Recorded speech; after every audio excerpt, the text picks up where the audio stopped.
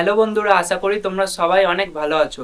তো বন্ধুরা, আর দুদিন পরেই তো রথ, তাই আজকে আমি একটা রথের ছবি আঁকবো।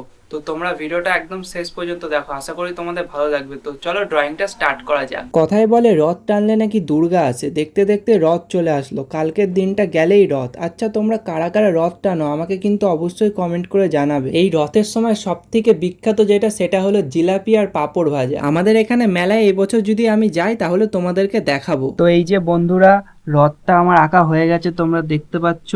আর একটু আগে তোমাদেরকে বলছিলাম না যে আকাশ মেঘলা, এই দেখো বাইরে অলরেডি বৃষ্টি পড়া শুরু হয়ে গেছে। এই যে আশা করি তোমরা বুঝতে পারছো, এখানে এখানে আমার গাড়ি ঢাকা দেওয়া আছে। তো এই যে গাড়ির ওপর দেখতে পাচ্ছ বৃষ্টি পড়ছে। এই হলো সমস্যা বন্ধুরা, এই এখন বর্ষাকালে একটুও বাইরে গিয়ে করা যাবে না, যখন তখন বৃষ্টি আসতে পারে। তো চলো এবার এর উপর কালার করা যাক। আর বন্ধুরা, জানি আজকের ভিডিও কোয়ালিটিটা একটু খারাপ আসতে পারে, তার কারণ হলো আজকে আমি ঘরের ভেতর ভিডিও করছি। আর আমি বেশিরভাগ ভিডিও পছন্দ করি হলো লো লাইট, এই লো লাইট বলছি কেন, সানলাইট, সরি লো লাইট বলে ফেলেছি। তো সানলাইটে আমার মনে হয় ভিডিও কোয়ালিটিটা একদম বেস্ট আসে। তো আজকে এমনিতেও মেঘলা আছে, তাই জন্য আমি ঘরে বসে বানাচ্ছি। তো একটু অ্যাডজাস্ট করে নিও, আজকের ভিডিও কোয়ালিটিটা একটু খারাপ আসবে। কদিন ধরে সমানে বৃষ্টি হয়েই যাচ্ছে, মানে 4-5 দিনের বেশি হয়ে গেছে। আমাদের এখানে রোজ বৃষ্টি হচ্ছে, তাই জন্য ঠিক মতো আমি তোমাদের জন্য ভিডিও বানাতে পারছি না। আজকে তো আমি রথ আঁকছি, এরপর আমি জগন্নাথ, বলরাম, সুভদ্রা এগুলো কি আঁকবো। তোমরা কি দেখতে চাও? তাহলে অবশ্যই আজকের ভিডিওটা কমেন্ট করে জানিও। তোমরা দেখতে চাইলে আমি অবশ্যই বানাবো। তো এটা আমার পুরোপুরি আউটলাইন করা হয়ে গেছে, তোমরা দেখতে পাচ্ছ। আর এই যে বাইরে এখন দেখো রোদ উঠেছে, এই হচ্ছে একবার বৃষ্টি হচ্ছে একবার রোদ উঠছে। তো এটা আমার আঁকা হয়ে গেছে, এবার এর ওপর কালার করতে হবে। আজকে আমি এই পোলোর অয়েল পেস্টেল কালারটাও ইউজ করব, আর তার সাথে হলো এটা কি ডোমসের কালার পেন্সিল। তো এই দুটো দিয়েই এখন এটাতে কালার করব। আমি যখন এই রথটা আঁকছিলাম তখন আমার বারবার ছোটবেলার কথা খুব মনে পড়ছিল। ছোটবেলায় সেই বাবার হাত ধরে রথ দেখতে যাওয়া আর মনে মনে ভাবা, ইস আমি যদি বড় হয়ে একটা নিজের রথ বানাতে পারতাম। তোমরাও কি ছোটবেলায় রথের নিচে টাকা বা পয়সা ফেলার জন্য অপেক্ষা করতে, বা রথের দড়িটা ছোঁয়ার জন্য ঝগড়া করতে? আমাকে কিন্তু কমেন্টে অবশ্যই বলবে। এই যে এতক্ষণে আমার শুধু এতটা পার্ট কমপ্লিট করা হয়েছে, চলো এবার ফটাফট এইগুলো কমপ্লিট করা যাক। আর বন্ধুরা, তোমরা কারা কারা রথের সময় জিলিপি খাও মেলায় গিয়ে, আর পাঁপড় ভাজা, আমাকে অবশ্যই কিন্তু কমেন্ট করে জানিও। দেখছি আমি যদি মেলায় যাই তাহলে মেলায় আমি তোমাদেরকে ভিডিও করে জানাবো। আমাদের এখানেও মেলা হয় রথের, আর বিকেলে রথও বেরোয় আমাদের এখান থেকে, অনেক বড় বড় রথ। তোমরা কারা কারা রথ টানো তারা অবশ্যই আমাকে কমেন্ট করে জানিও, ঠিক আছে?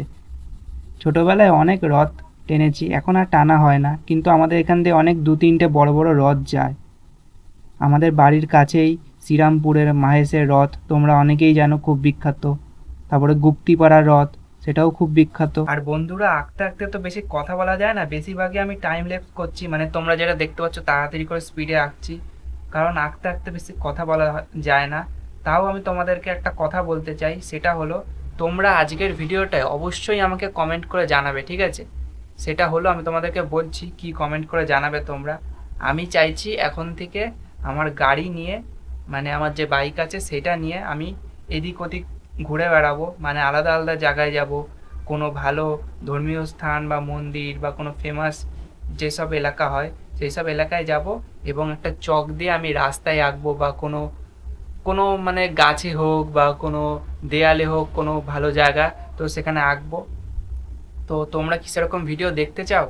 আমাকে অবশ্যই কমেন্ট করে জানিও আজকের এই ভিডিওটা, ঠিক আছে? তাহলে আমি এবার থেকে সেরকম ভিডিও বানাবো, এদিক ওদিক ঘুরবো আর তোমাদেরকে সব কিছু দেখাবো, নেচার, প্রকৃতি যা যা হয়, রাস্তাঘাট সব কিছু দেখাবো।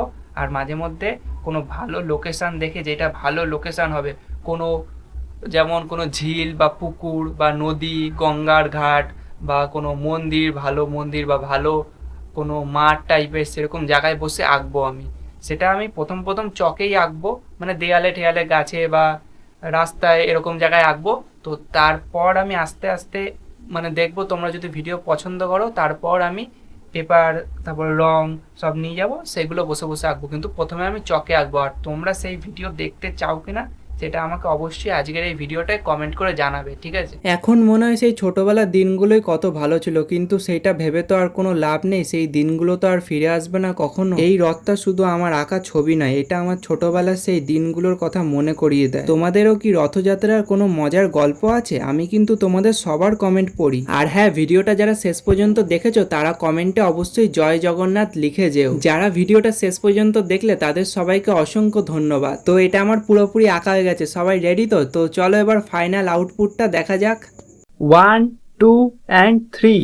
তো এই যে বন্ধুরা, এই ছবিটা আমার আঁকা হয়ে গেছে, রথের ছবি। তোমরা কমেন্ট করে জানাও কেমন হয়েছে। প্রায় 1 ঘন্টা 30 মিনিট মানে 1.5 ঘন্টা মতো লেগেছে এটা আঁকতে। তো তোমরা সবাই কমেন্ট করে জানাও যে এই ছবিটা কেমন হয়েছে। এই যে ভালো করে দেখে নাও। তো এখন আবার একটু রোদ উঠেছে। তো বন্ধুরা, আজকের ভিডিওটা ভালো লাগলে অবশ্যই একটা লাইক করবে আর চ্যানেলটাকে সাবস্ক্রাইব করে রাখো যারা এখনো সাবস্ক্রাইব করোনি। তো দেখা হচ্ছে আবার নেক্সট ভিডিওতে। ততক্ষণের জন্য তোমরা সবাই সুস্থ থেকো, ভালো থেকো অ্যান্ড বাই বাই।